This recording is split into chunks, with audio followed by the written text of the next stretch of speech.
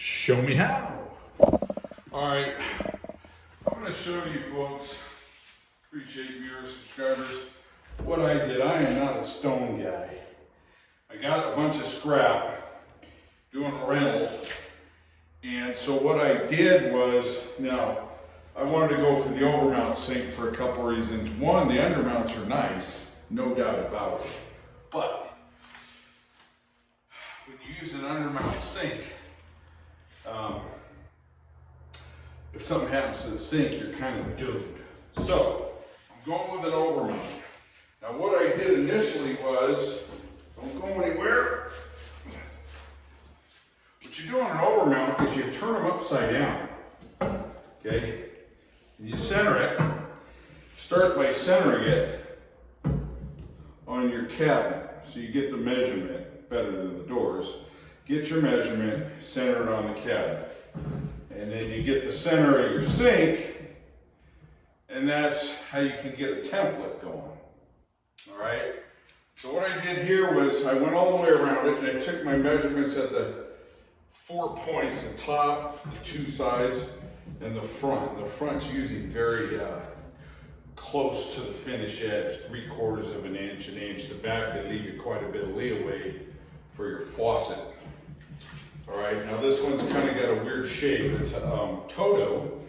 It's used single handle faucet, which is what I was looking for. And then because we're in such a great economy here in 2024 with third world Venezuela or Argentina type inflation, and God bless those nations. You know, I'm out scrounging around looking for used stuff like in a junkyard. Anyway, so I've got this Toto, nice sink. I've got that Toto, that's my top mount. So what I did was, I said, you know what? I'm gonna scrub that idea. Since I've got my substrate, which you gotta have, my plywood, I've already cut my sink out, and I know it works. Okay, now let me see if I can show you this a little better. Okay, I know it works because I've already put the sink in there. So then what I did was I put the deck down and I etched around it off the template. So once I'm done with that, the sink should drop right in. Then I could adhere the stone right to the plywood. Okay, so that's what's happening here. And let's see if it works out, okay? I'll show you, I'll let you guys watch me cut the stone. How's that? And hopefully it doesn't crack. All right, so before I bundle up, it's better to use a corded grinder on this if you're gonna freehand it. But I got a cordless 4-inch blade. It's good not to have those little ribs in it. You get a cleaner cut with a more of a glass type blade, finer cut. I don't know if this is going to crack or not. We'll see. I just wanted to share that with you. As you all know, I'm Makita, but I do love Milwaukee. I do have a lot of Milwaukee. Let's see what happens here. Let's see if this thing's a go. Okay? All right.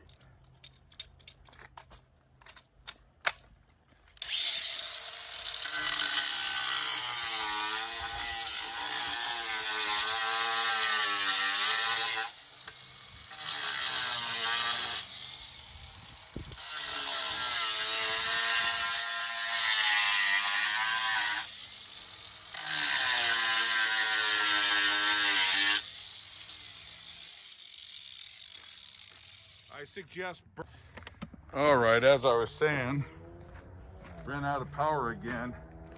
I think I was saying I'd use a corded grinder.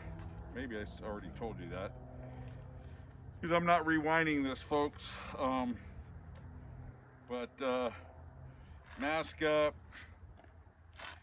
The cordless grinders eat batteries more than anything. The cordless grinders and the vacuums, to my knowledge, and then probably the skill saws.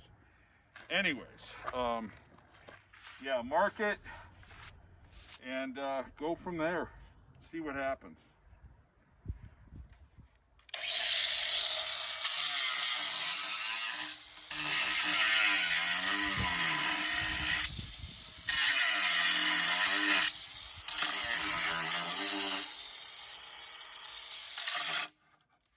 See, this thing's starting to bog out.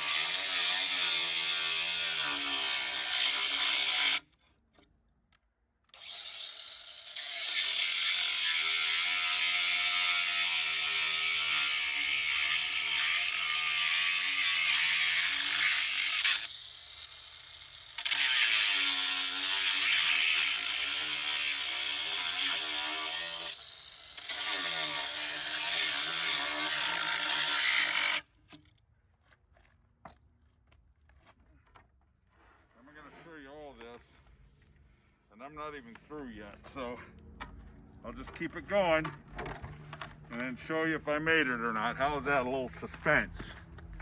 All right, so hang tight. All right, so probably took me about 10 minutes, 15 minutes. So I think this 4 amp worked. Usually it's always misbehaving, but it worked pretty good. So let's see, I burned up 1.5. I got 4 left on my other 5 amp. So I used a full 5 and a 4. And I don't know how much of that 5 amp that I got in there to cut this hole out. Now, all right, here's the key. The key is, I don't want the sucker to crack on me. That would be fun, wouldn't it? And you should blow this off. All right.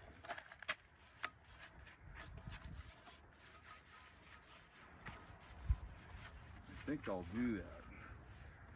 So it looks like it's going to survive. I actually fixed this. You just go to the store and get epoxy, and then you tint it.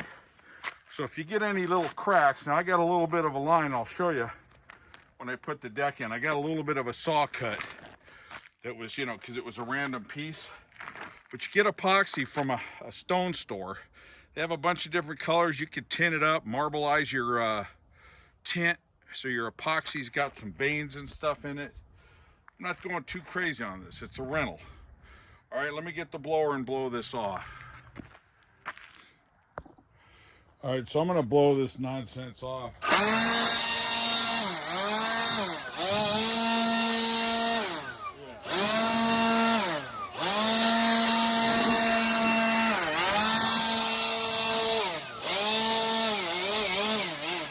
See that?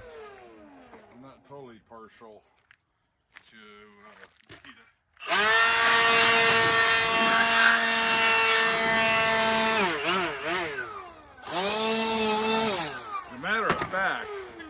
I like that better than Makita. This has 2 settings. Makita has a variable, but I think this has got more power. Now, yeah, I'm sitting here blowing garbage all over the back of this bunker.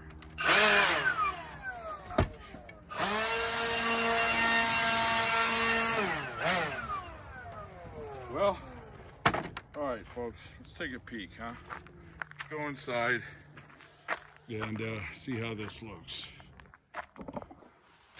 All right, so I was able to put this piece on, and hopefully you can see here the cut. It was existing. Let's see if I can zoom in on that for you. Well, can't see it so good, but I'll show you. See it right there? There you go, see the cut? But I'll fill that in. In fact, Don't go anywhere and I'll show you the epoxy.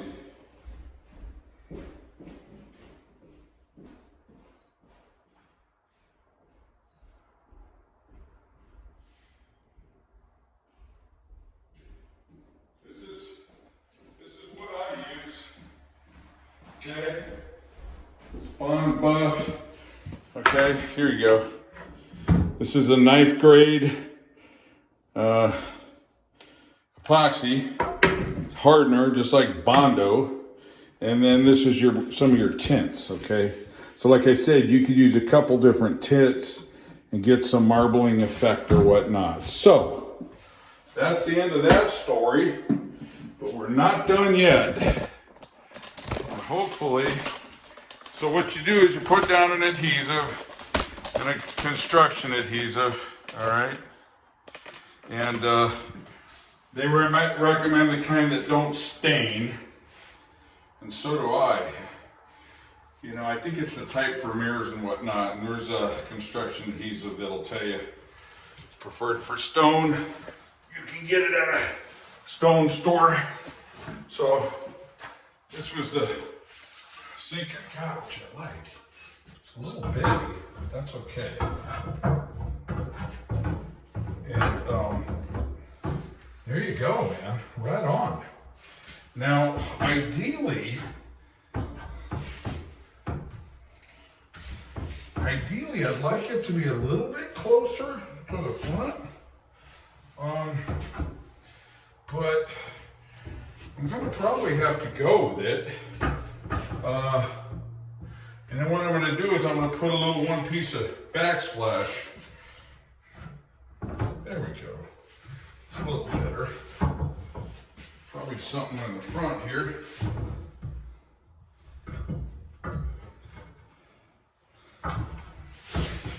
Yeah, not bad, folks. Really not too bad. Ideally, I'd like to get a little bit more on there, but I think it looks pretty good, eh?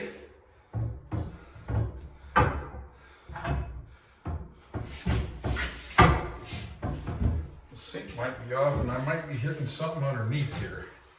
I'll check that out. But there's not, well, it's a little bit of wood here that I might be able to trim off. But I think you get the gist of it, all right?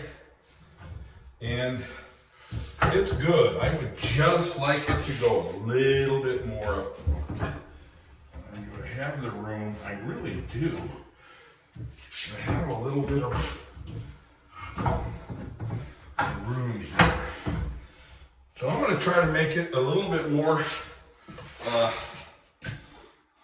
an opening up front. Let me show you this. Here you go, folks. It's a great fit. Let me get my camera off this pod, all right? Get the camera off the pod. All right, here you go. That's it. It's kind of a Godzilla sink. It looks a little bit weird in the picture, but it looks really good in life, real life. Of course, all this will be caulked and cleaned up, but I will try to push it just a little bit further because I'll have one piece of backsplash that will fit, like 4-inch travertine. But you get the idea, folks. You know, top mounts are good. I gave enough room for the faucet, single handle faucet. There you go. Show me how. I just showed you how. And let's take a quick peek underneath. You can see how nice it is. Okay. All right. Show me how. Showed you how. Thank you for watching, subscribe, and following.